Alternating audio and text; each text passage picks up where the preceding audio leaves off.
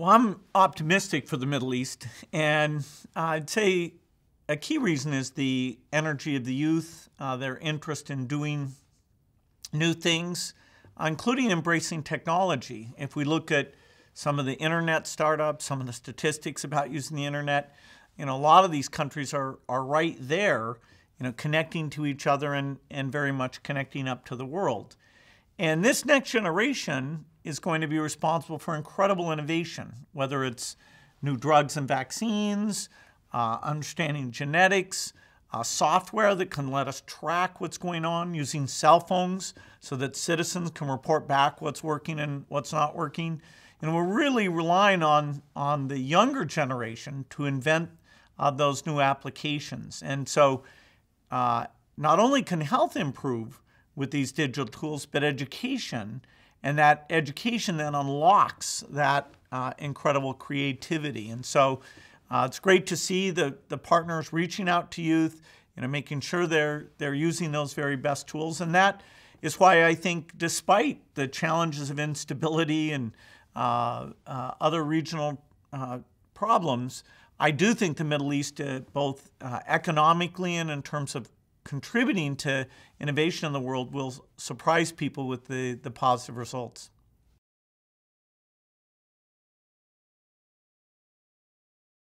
Well, the world has certainly got lots of challenges, and the Syria conflict and the refugees that's created, we all see that.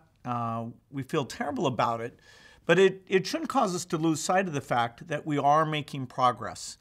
If we look at things like childhood health, despite the setbacks that conflict is causing, that's come down dramatically over the last 25 years. In fact, we've gone from, in the Middle East and North Africa area, we've gone from about 7% of kids under the age of 5 who don't reach their 5th birthday to cutting that in half.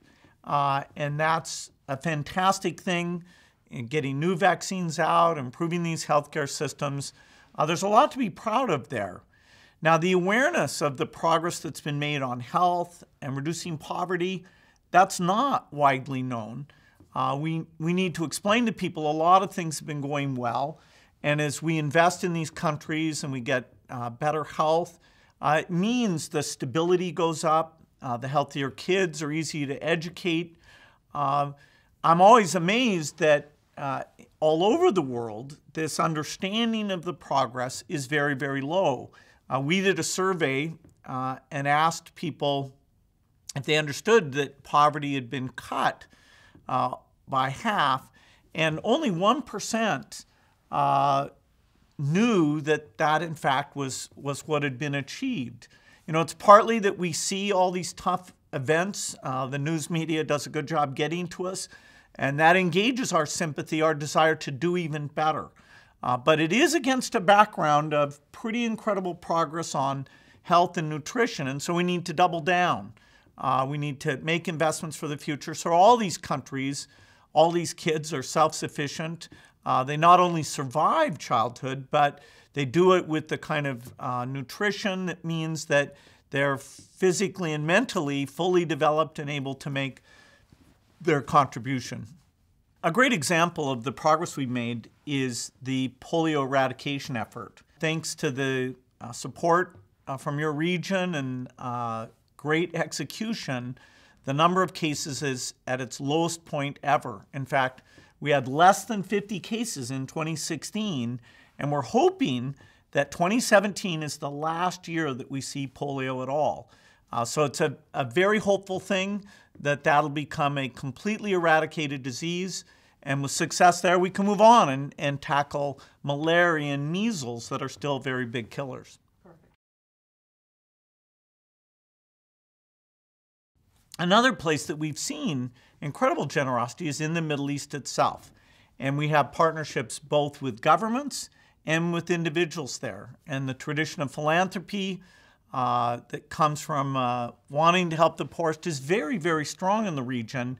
And so there's a huge opportunity to find ways to make sure those dollars are highly effective. One example of this is the relationship we've had with the Crown Prince of Abu Dhabi, Mohammed bin Zayed has been very generous on vaccination and polio eradication work. In fact, he's used his unique relationship with a lot of the key countries, including Pakistan, to help make our work there very, very successful.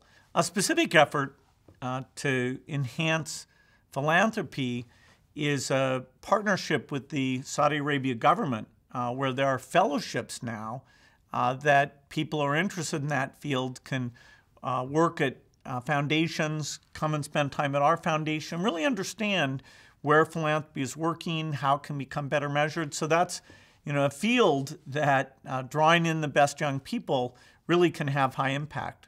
Our biggest single effort that's been supported by a number of the governments is through the Islamic Development Bank, and it's called the Lives and Livelihood Fund.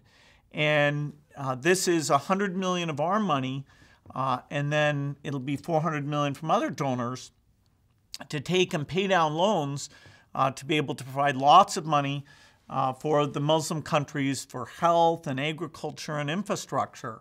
Having not only the resources, but the help and alliances with our key partners in the Middle East makes a huge difference. So we will continue that, and we expect that's something that will continue to grow.